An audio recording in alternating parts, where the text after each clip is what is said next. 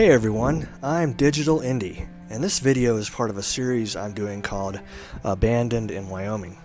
I visit cattle ranches, dude ranches, vacation properties inside Wyoming that nobody lives at anymore and are now part of the national park and forever preserved. Today's video is dedicated to the legendary Grizzly 399. Mother to 18 cubs, she was revered for her intelligence, resilience, and parenting skills in a harsh and unforgiving landscape. She died recently in a vehicular accident at the age of 28. She is remembered as the Queen of the Tetons. If you're interested in what you can do to help preserve and protect bears and their habitat, check out the info in the description of this video. Now, many of these places we visit are original homesteads from the early 1900s and were later sold to the park when it was formed in the 1920s. Others operated for decades as private in-holdings. I already have numerous videos done at other ranches, and today's is a little different. The other locations, I have not revealed the names or locations because they are not mentioned by the park on maps and are not in a position to really handle a lot of visitor traffic. Today, I'm going to explore an abandoned property that you can visit also. It is a named location on Grand Teton Park maps and is referred to as the Geraldine Lucas Homestead. Now I'm going to stop right here just for a moment and listen to this stream before we get to the buildings. It's so beautiful and peaceful here. Can you imagine having this as the entryway to your home?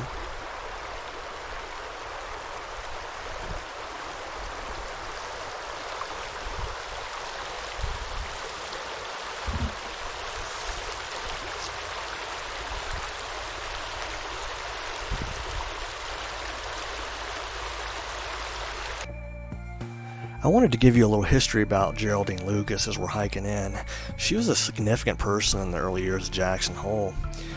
She was born in 1866 in Iowa. She went to college in Ohio, then graduated in 1889. She then moved to New York City, where she worked as a teacher until her retirement in 1912. In 1913, she moved to Jackson Hole and filed for a 160-acre homestead patent and built a 5-room log cabin on it. She had no electricity or plumbing and made her own clothing. One of the more impressive events of her life is when she summited the 13,000-foot tall Grand Teton Mountain in 1924 at the age of 58 and was the second recorded woman to climb it. She was known for her strong will, particularly in her resistance to selling her land to the Snake River Land Company, which was buying up land for the creation of Grand Teton National Park. Despite numerous offers, she held out, mistrusting the federal government. Geraldine passed away in 1938. Her son Russell sold the property shortly after her death to a guy who was going to subdivide and develop the land for vacation homes. He was, however, friends with Harold Fabian of the Snake River Land Company, and in 1944 sold the property to them. Fabian and his family moved into the Lucas place in 1946, adding some modern conveniences and buildings, spending summers there until Harold's death in 1975, under a deal with the National Park Service. Following the acquisition, it has remained vacant, but has been repaired and maintained over the years and is in great shape.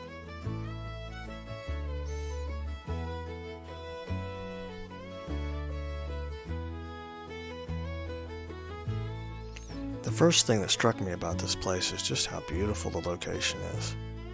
You've got the Tetons right there above it, a meadow, and of course the fall colors are helping it today too.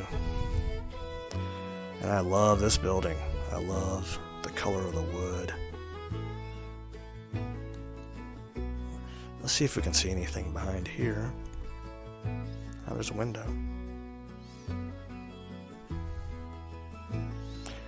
I'd like to look inside here, but that window's pretty dirty.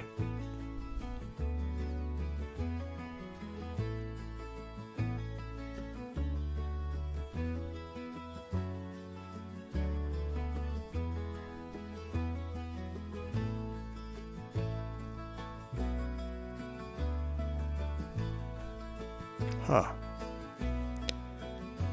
Oh, so this looks like a garage. So maybe this was added later when Harold Fabian was living here in the 40s. Look at the hinges for those doors.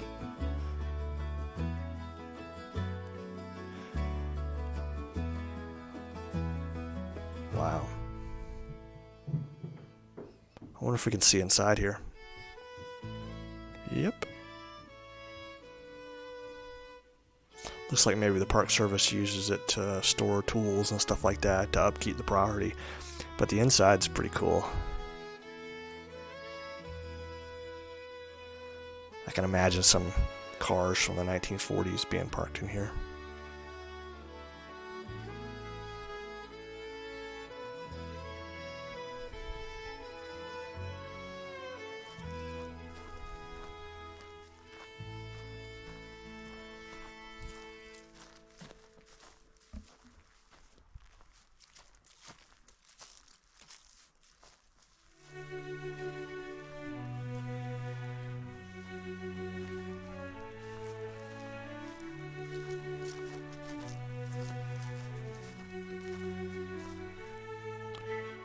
So it looks like we're entering kind of the main cluster of buildings on the Geraldine Lucas Homestead.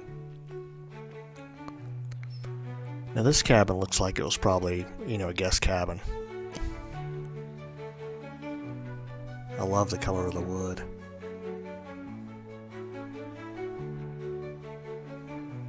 More than a century of weathering possibly on this. And that big storm shutter on that window. I mean, that's a heavy-duty storm shutter.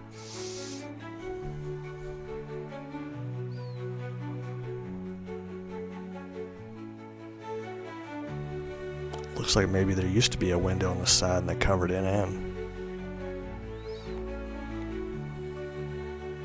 Have any of y'all noticed something a little bit different about this place? Instead of horizontal logs, they're vertical. When I think of a traditional log cabin, they're horizontal and they interlock, but these logs are all vertical.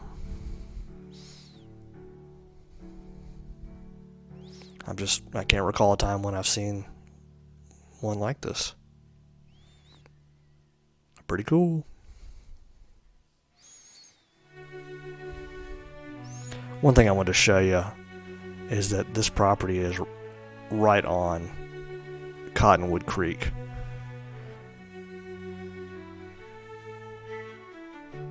So beautiful.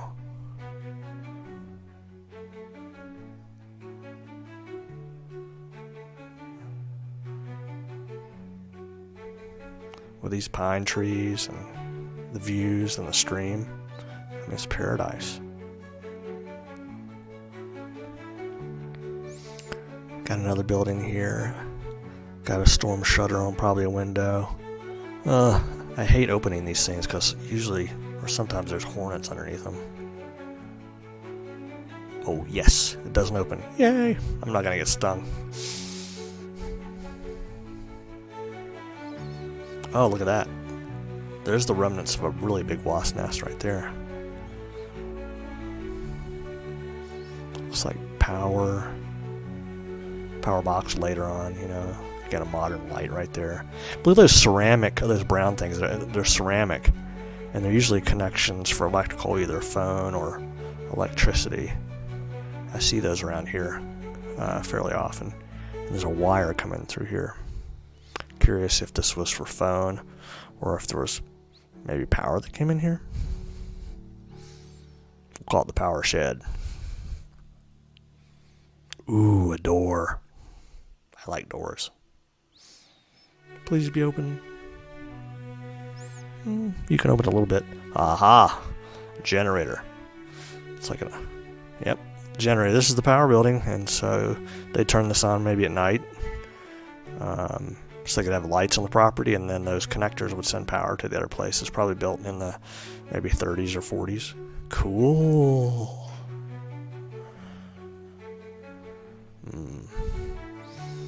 Very small little building.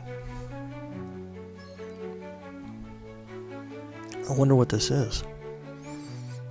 It's got those vertical logs.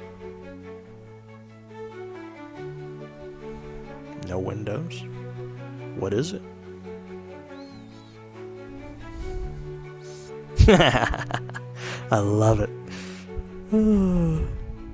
This is a nice outhouse. Look at this thing. This is comfy compared to some of the ones I see. And clean too. I'm not gonna look in that hole.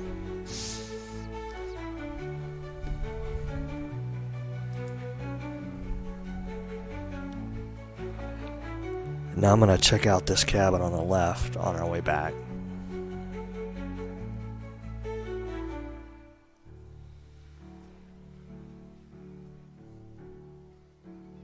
Oh, look at this stone chimney.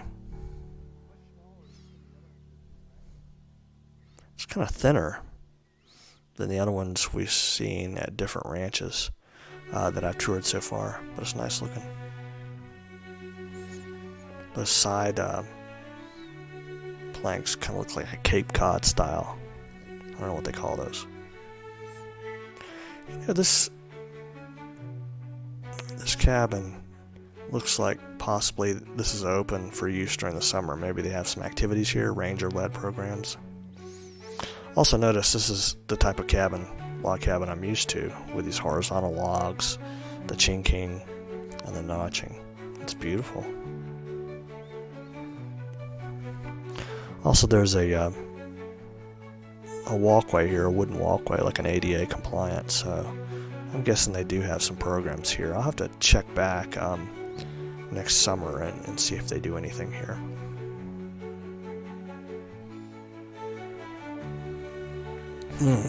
There's some animal poop in here, quite a bit of it. Not sure what that's from.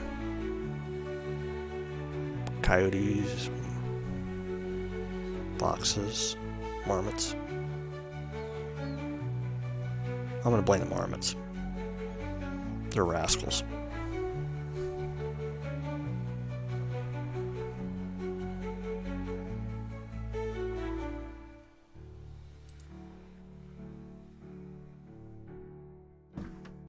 I wanted to pause here for a second so you could hear what I'm hearing on this porch right now. It's an elk bugling.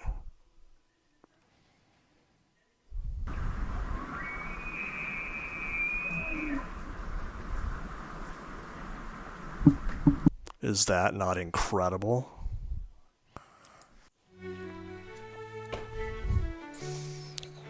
Nice little wooden box or bench to sit on.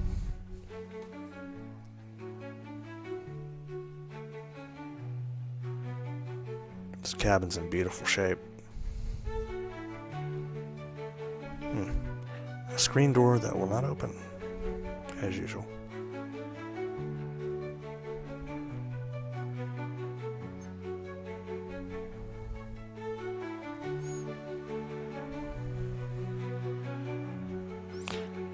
Now it looks like there's been a repair done here. See those planks, those vertical ones on the side? Looks like something was done here. And also look, there's like some screen, like metal screen there, like trying to keep animals out. I wonder if during the winter some critters got in here, had a dance party, and when they came back in the spring they had to repair this up. Again, let's blame it on the marmots.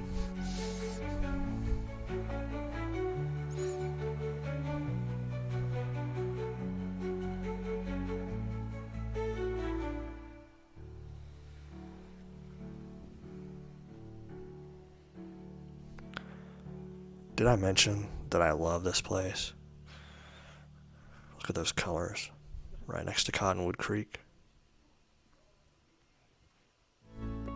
Oh look, it's a beaver dam. Maybe it was the beavers and not the marmots, I'm not sure.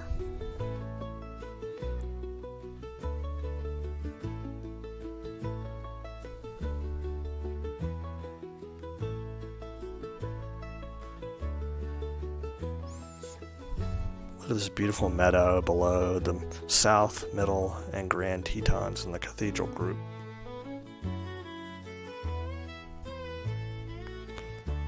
I bet in the evenings you see massive herds of elk out here. They're out in those trees right now at the end of the meadow, bugling. What a haunting sound. I love it.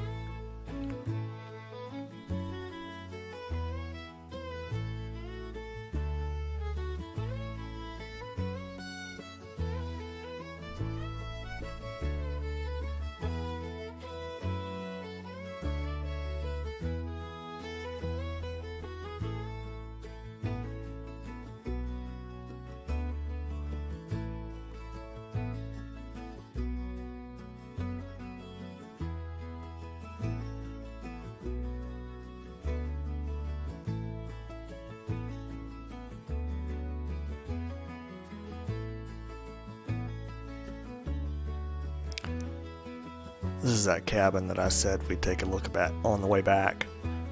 That was on the left. I think this is what they called the Harold Fabian cabin, and he worked out of here when he was with the Snake River Land Company. Maybe his office.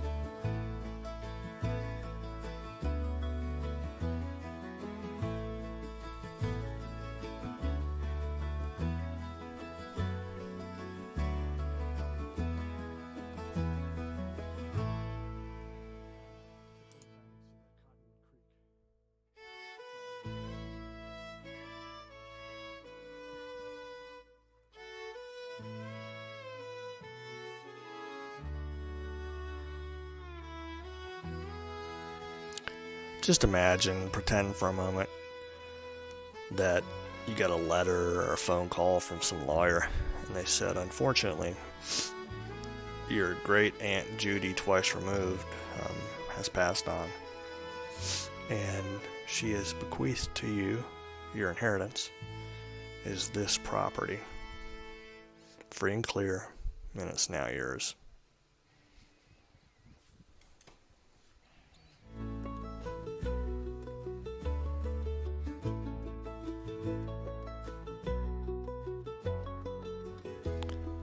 This is a bigger stone chimney than that other one we saw earlier. It also looks like it's been repaired. They probably had to do some upkeep on it.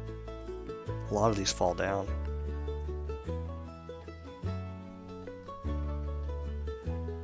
You know, you'd have to think it's at least 75 years old.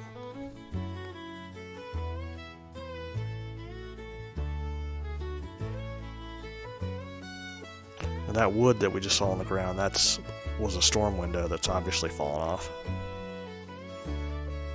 I'm sure they'll put that back up.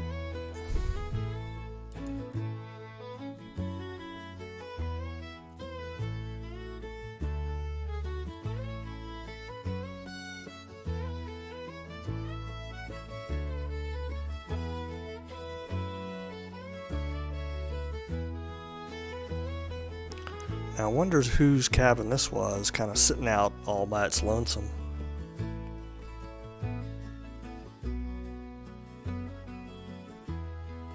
There's something on the door.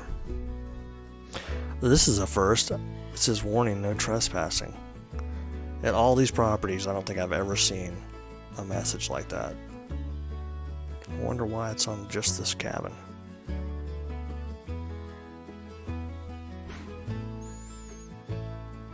Looks like a storm window door. I can see the pipe for a wood stove up there. It looks like you can look in right here. Let's see if I can stick the camera in here. Bathroom, bathtub.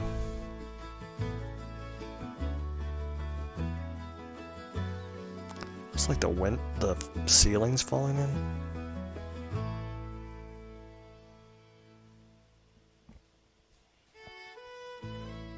I wonder if the roof is collapsing on this one, and so they put that sign on there for definitely make sure you don't try and get in there because it's really dangerous. That'd be my guess. There's a lot of, looks like the animals have gotten in here. There's quite a bit of poop on the floor. I'm not saying it's the marmots, but you never know.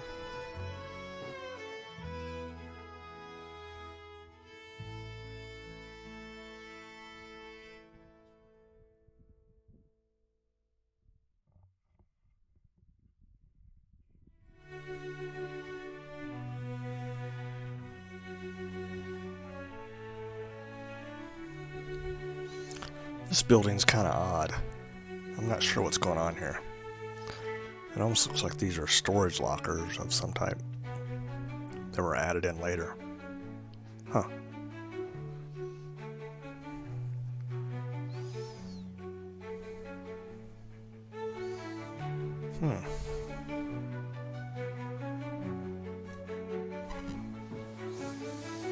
Okay, so that's a wrap for the Geraldine Lucas Homestead inside Grand Teton National Park. Now, if you're going to be coming here sometime soon, go onto the National Park website, look on the map. This is right as you go in through the Moose entrance to the park, the southern entrance. And there's a little parking area that's easily missed. Park here, about a 5-minute walk in, across a bridge, and that beautiful creek, Cottonwood Creek, and you can come visit it yourself. Just remember that Digital Indy showed it to you first. I have numerous other videos where I visit abandoned ranches like this, and some of them still have lots of stuff left in them, and beautiful states of preservation, old cars, people left the dishes, artwork. And so subscribe to this channel and you can get notified when I post new videos, or you can check out this channel and see the other ones I have. Thanks for joining me today.